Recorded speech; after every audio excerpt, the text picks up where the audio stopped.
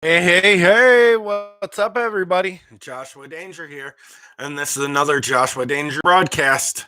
Which, sorry about all these pop-ups. And I'm about to go send a few invites out to a few different people. So here we go. Which we are live right now, about 20 seconds in.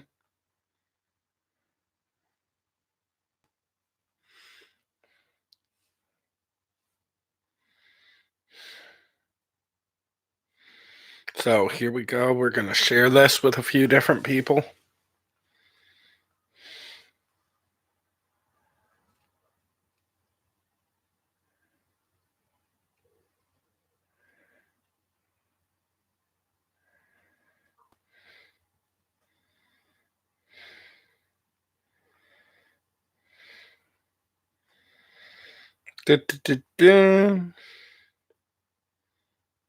He'll probably get it sometime soon. So, needless to say, hey, thank you for popping in. Whoever's in first one in, greatly appreciated. Hope you're having a good day. Jesus Christ, everybody's popping on while I'm here. So, thank you. Definitely appreciated.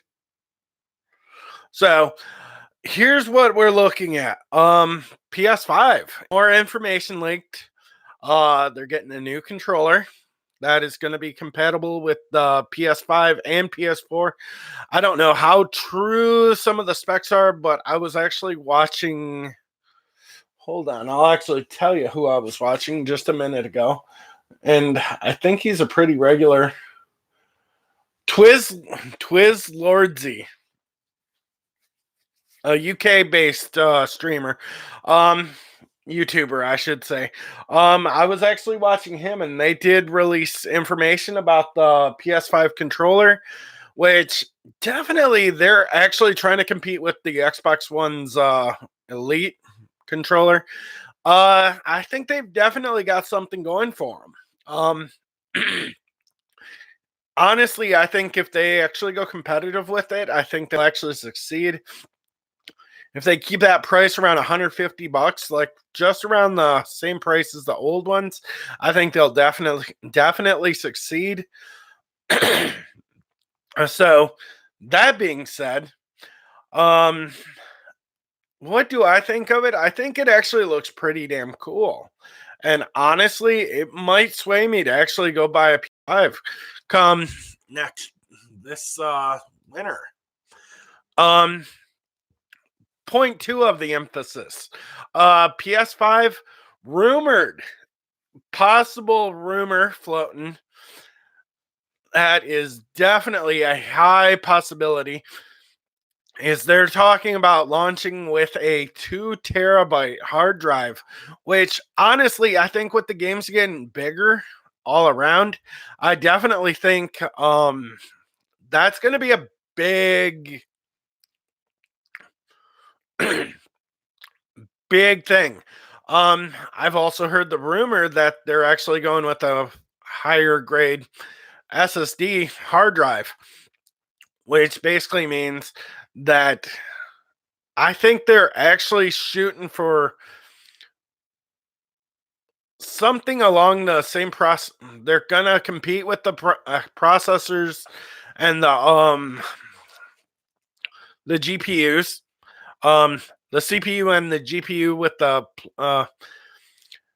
of having something a little bit less in that category than the Xbox Series X, but them having an overpowered NVMe drive could really separate them. I truly actually believe that if you go down this road, and the SSD matters most because not just the 2 terabyte SSD, but they're also saying it might come in right around the $500 price tag, which I honestly don't think the Xbox is going to drop that price. Is not going to drop at that price unless it's further down the road and they decide to release the Xbox Lockhart, which I truly think that if they keep around that 500, that $450 to $500 price tag, I think they'll definitely succeed going into the next gen. Um, Another confirmation that I actually found out is they are working on a new God of War. Definitely cool there. If you really ask me, definitely cool. But the other one that I know is going to be releasing on the PS5 is going to be Twisted Metal. A new Twisted Metal, which they haven't done a Twisted Metal in probably 2 generations. I think it was Xbox 360, or not Xbox 360, PS3. I definitely think that is actually going to be a really, really hot title that most people are going to actually want to get their hands on. And they're definitely rumoring that they are going to be running backwards compatibility on the PS1, PS2, PS3, and PS4. But possible rumor is they're floating out there is they're going to be running. You're going to probably have to buy these, but the PS Vita games, and possibly they're also going to be running PSP, which I definitely think is going to be cool. If they do get that backwards compatibility on that console, I think it changes the game quite a bit. So that being said, hey, what's up, my second viewer? How's everybody doing? So, needless to say, I actually feel like the PS5 is coming out really, really strong, and yet they haven't even released a price point yet, which I don't think they're actually going to drop a price point for at least possibly 6 more months, or at least 3 or 4, because they're going to try to do something around the E3 for a state of play, and I think that's when they're going to announce that, you know, we've got the Xbox Series X beat in price. We've actually got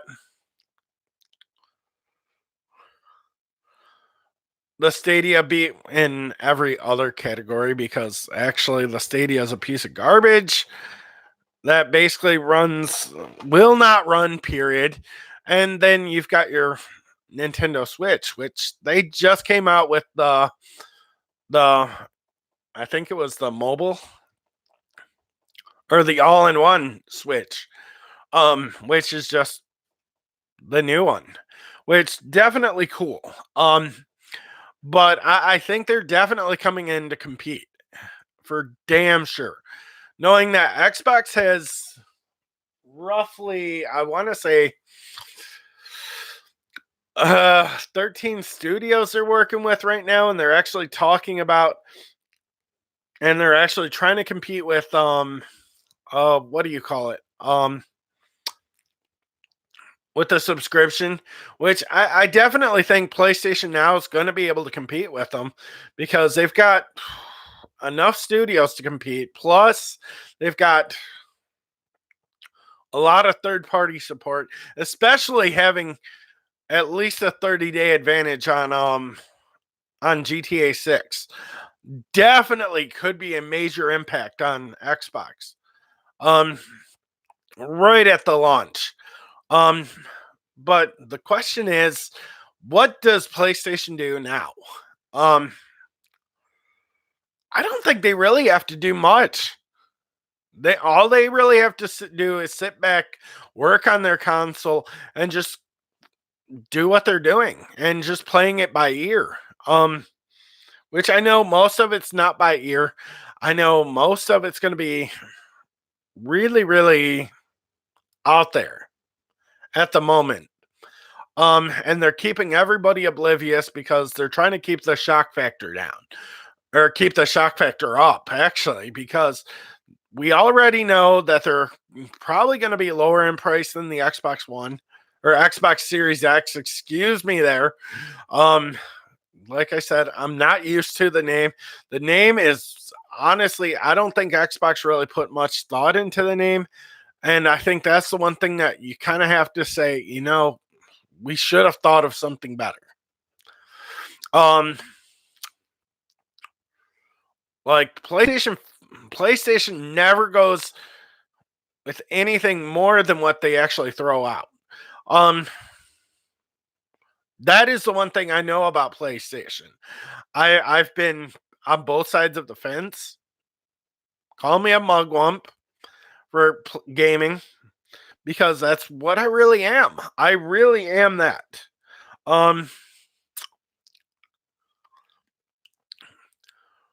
Do I think PlayStation's going to be able to compete in the graphics? Hell no. Hell no. But I think at the price factor, I think if it comes in at under $500, I think it's going to succeed. Because the rumors I hear out of Xbox, there's no way they're releasing it for less than $600. Which, that's how I feel about it. Like, I actually feel like they are going to fail right at the beginning, but I think they're going to succeed somewhere down the road because they know how to drop their price faster than anybody, because they know when they're failing, they're going to drop that price. Like, I bought a Xbox One S last year for freaking $200. Actually, less than $200. And they're always dropping the price on their stuff. Like, you could have went out and bought an Xbox One S all digital for, I think it was right around $150 last Christmas and last Black Friday. You could definitely go buy one. You could go buy the freaking Xbox One S for right around $200. You could buy, basically, I think that is the one thing that PlayStation, you could buy an Xbox One X last year at Black Friday for $350. I think that is the one thing that I think Xbox is going to have the advantage on, is basically they know when they're going to drop the price on something, and they know how to bring something else out to really compete, something lesser than an Xbox Series X. They're probably going to do an Xbox Series S somewhere down the line, which, like I said, in that line, they're going to try to find somebody that's going to buy the lesser product, because but the 1 terabyte hard drive is going to be a killer if they launch the Xbox Series X with less than 2 terabytes, knowing that PlayStation 5 is going to jump that boat. Do I think that 1 terabyte would have actually been good to start with? Yeah, definitely. If you're not a subscription-based person, 1 terabyte's more than enough. If you're going to only buy, I don't know how many games I have, but I have possibly over 20 games. No, possibly 10 games. Do I think they're going to be able to really throw the gauntlet out? No. At the gate? Hell no. Definitely not. Xbox is going to fail there at the beginning. But the main thing I've actually got to say about PlayStation, they know how to put themselves in a really dominant position right from the get-go. They did it right with the PS4, even though their price tag was a little wonky, to say the least. And Xbox One basically came out at $500 with the Kinect, which, honestly, the Kinect was actually a good camera for streaming with. Yeah, but it failed right at the go. And I think the failure that Xbox might have is by having a 1 terabyte NVMe hard drive. Definitely could fail on that. And having all that overprocessed GPU. And also, there's a lot of people that are actually saying PlayStation's already got the advantage with the developers. basically they're saying they've already got a large 15% difference in developers. They're basically saying that we've got the superior product because we don't have to try as hard as you guys do. And most people don't know how the Zen technology is going to work on Xbox. That is the one thing. You've got to be a PC based guy to know how that runs. You've got to literally have, if you've got a computer that's $700, $700, and you're running a Ryzen 2000 series or higher, technically they're going to be running a 3000 series. Okay, the cheapest 3000 series Ryzen CPU costs $94 right now. Okay, they're not putting that in the Xbox One S or Xbox Series X. Definitely not. That is the big letdown. I gotta say, right there. That is the major letdown that I think is absolutely going to fail. They've got I want to say it's going to be the Navi, which is basically going to be the 5600X GPU. They're going to be running that, which is basically going to be an 11 gigabyte freaking graphics card built inside of that console. That and the fact that if you're going to throw a cheap NVMe, a low end NVMe, a 1 terabyte in there, basically you're literally putting a you're putting a $1,000 computer inside there with less than a structural hard drive.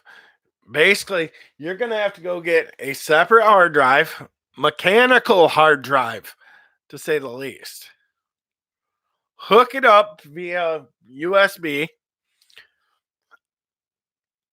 just so you can add every game that you actually want to play, which luckily I have a 2 terabyte. Almost filled, but I have a 2 terabyte one. That hurts. The fact that you almost need a 4 terabyte hard drive.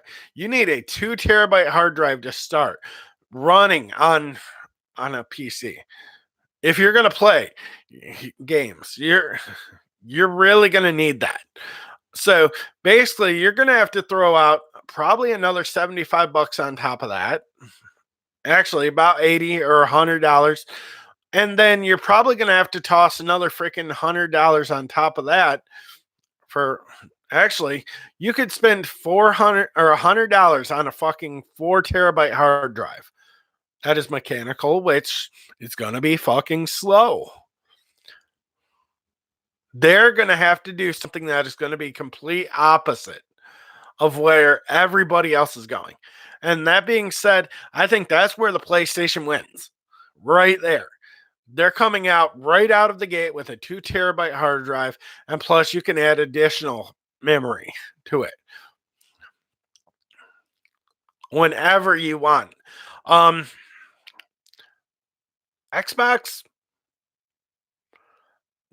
they've got to look forward to Mixer, which, like I said, and plus recording your gameplay, that is another factor. That takes up hard drive space. You're basically living in the digital era where you have to keep your downloads right now. And basically, if you put too many games on your hard drive, guess what? There you go. Go replace it. Because you're not going to be able to stream your games on it, which, like I said, PC gaming, easy. You can run PC gaming easily, very easily, to say the least. And I think that's where I'm going to say, you know what? PlayStation's going to win right out of the gate, but Xbox is going to do what they can. So, sorry about this little rant, but that's gaming news from me, Joshua Danger. And remember, stay classy, everybody.